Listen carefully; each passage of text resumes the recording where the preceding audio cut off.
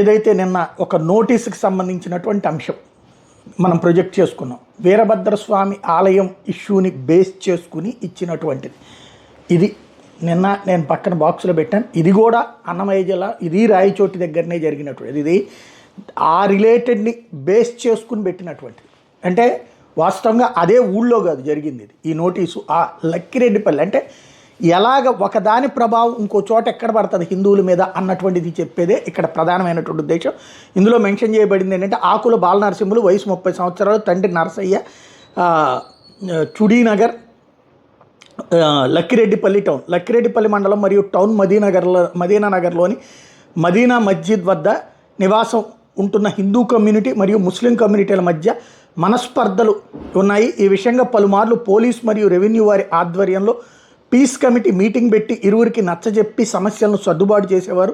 ప్రస్తుతం సదరు మస్జిద్ వద్ద పోలీస్ పికెట్ నడుస్తున్నది. పికెట్ డ్యూటీలో ఉన్న పోలీసు వారు పై తెలిపిన మీరు మీ ఇంటి నందు భజన కార్యక్రమం చేస్తున్నారని, ముస్లిం కమ్యూనిటీ వారు నమాజ్ చేయ సందర్భంలో వారికి ఇబ్బంది కలుగుతుందని, ఈ విషయంలో ప్రస్తుతం శాంతియుతంగా వీధిలో మరలా హిందూ ముస్లిం కమ్యూనిటీల మధ్య మనస్పర్ధలు కలిగి శాంతి భద్రతల సమస్య ఏర్పడవచ్చునని తెలిపినారు. ఈ మధ్యకాలంలో రాయచోటినందు వీరభద్రస్వామి పారవేట సందర్భంగా స్వామివారి ఊరేగింపులో కొంతమంది కొత్త వ్యక్తులు ఆకతాయిలు చేరి శాంతి భద్రతలకు విఘాతం కలిగించారు. ఆ విషయంలో ఇరు వర్గాల్లోని మత పెద్దలు వారించినప్పటికీ సదరు కొత్త వ్యక్తులు మరియు కొంతమంది ఆకతాయిలు మత పెద్దల మాటలు బేఖాతరు చేసి శాంతి భద్రతలకు విఘాతం కలిగించినారు. ఈ విషయంలో ఇరు వర్గాల వారి మీద కేసులు నమోదైనవి. పై తెలిపిన విషయం దృష్ట్యా శాంతి భద్రతల పరిరక్షణ కొరకు పైన తెలిపిన మీరు మీ ఇంటిలోనే ఇతరులకు ఇబ్బంది కలిగించకుండా శాంతియుతంగా భజన కార్యక్రమాలు చేసుకోవాలని, కొత్త వ్యక్తులపై దృష్టి పెట్టి ఎలాంటి అవాంఛనీయ సంఘటనలు జరగకుండా చూసుకోవాలని, ఏమైనా అవాంతరాలు కలిగించినా శాంతి భద్రతలకు విఘాతం కలిగించిన ఎడల పోలీసు వారు తీసుకునే చట్టబద్ధమైన చర్యలకు బాధ్యులు అగుదురని పోలీసు వారి నోటీస్ ఇవ్వడం అయింది. ఇది ఇక్కడ పాయింట్. అది అంటే ఏంటి, అక్కడ ఒక చోట జరిగింది, ఇక్కడ మీ దగ్గర జరుగుతున్నది, మీరు భజన చేసుకోవాలంటే ఇంట్లోనే చేసుకోండి, బయట వాళ్ళని రానీకండి అన్నటువంటిది. ఇక్కడ నేను అనే పాయింట్ ఏంటి, నేను ప్రస్తావించినటువంటిది కూడా మసీద్ దగ్గరికి ఎవరు వస్తారు అనేది అడుగుతారా? భజన చేసుకునేటప్పుడు ఎవరు రావాలి అన్నది జడ్జి చేస్తారా? భజన అనేది ఇంట్లో వాళ్ళు చేసుకుంటారా? ఇంట్లో వాళ్ళు చేసుకుంటే పూజ.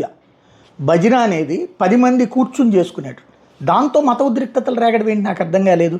ఇప్పుడు రంజాన్ మాసంలో నమాజ్ చేసుకుంటున్నారు కదా, అక్కడ ఆ చుట్టుపక్కల హిందువులు ఫీల్ అవుతారని చెప్పి అది వద్దని ఎవరన్నా చెప్తారు? ఏ హిందువు కూడా మాట చెప్పడం.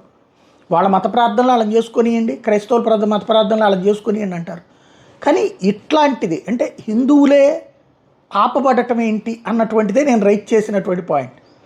హిందువులకు సంబంధించిన కార్యక్రమం అదే రాయచోటి దగ్గరనే, అదే అన్నమయ్య జిల్లాలోనే జరుగుతున్నట్టు. అంటే ఇక్కడ అప్పీజ్మెంట్, ఒకళ్ళని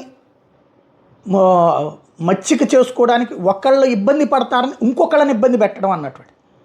ఇది వాళ్ళు ఏమన్నా ఆ మసీద్ దగ్గరికి వెళ్ళి చేస్తే ఖచ్చితంగా తప్పే, చేస్తే ఎవరు అంగీకరించం కూడా. అది అదే సమయంలో తన ఇంట్లో తను చేసుకునేటటువంటిప్పుడు కూడా బయట వాళ్ళని రానియద్దు అంటే, భజన చేసుకునేటప్పుడు చుట్టుపక్కల వాళ్ళందరూ వస్తారు, హిందువులే వస్తారు, అలా రానియద్దు అంటే ఏంటి అన్నటువంటిది ఇక్కడ ప్రధానమైనటువంటి పాయింట్.